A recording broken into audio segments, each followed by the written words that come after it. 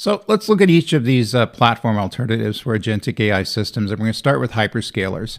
These are large-scale public cloud platforms such as AWS, Microsoft, and Google. They're the big public cloud providers have been out there forever that are controlling a large portion of the market. So some of the advantages that public cloud providers have would be extensive AI and machine learning services such as pre-built AI models, AutoML, things like that.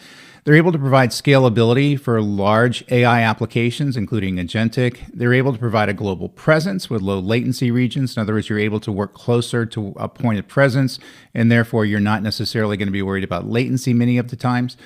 Also, consumption-based cost, high flexibility. You only pay for what you use.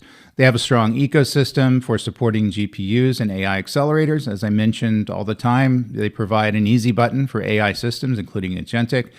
However, the challenges would be significant. The cost scale quickly when usage starts to scale. So compute, storage, networking, egress fees, things like that. It's very expensive to run these things in public cloud providers. Data residency concerns in related industries, such as sovereign data issues where you're not allowed to transmit data out of the country.